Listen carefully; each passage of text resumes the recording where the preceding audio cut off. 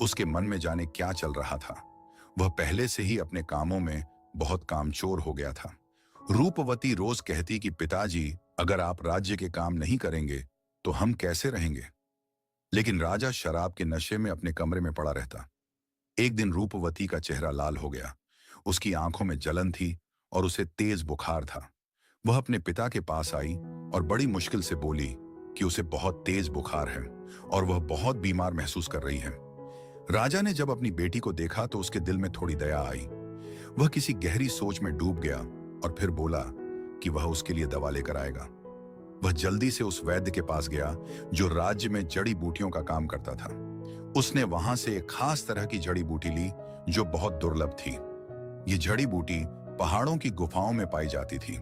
उसे कुछ साधु संत ही जानते थे। राजा ने वह जड़ी बूटी घोलकर अपनी बेटी को पिला दी। जड़ी बूटी पीते ही रूपवती को नींद आने लगी। वह धीरे धीरे बेहोश हो गई और आड़ी तिरछी लेट गई। उसे अपनी सुध-बुध नहीं रही। राजा कमरे के एक कोने में जाकर अजीब तरह से मुस्कुराने लगा।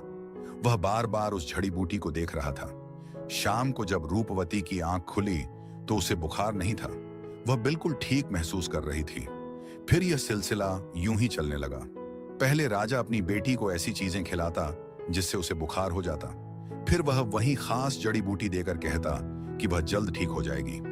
एक दिन राजा ने अपनी बेटी को बुलाया और कहा कि आज खाने में कुछ अच्छा बनाना।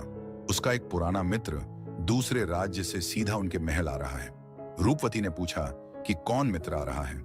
राजा ने बताया कि उसने रूपवती को बचपन में देखा था और बहुत प्यार करता था।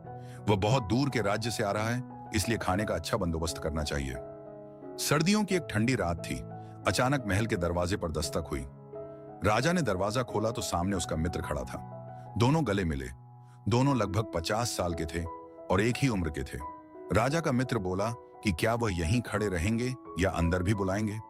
राजा ने जल्दी से उसे अंदर बिठाया और अपनी बेटी को आवाज दी कि खाना ले आए। तभी कमरे का दरवाजा खुला।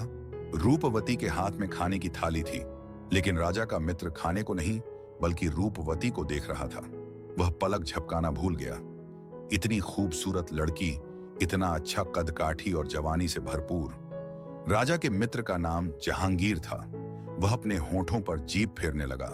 राजा ने फौरन उंगली चटकाई और कहा कि वह किस सोच में खो गए हैं। यह उसकी बेटी रूपवती है।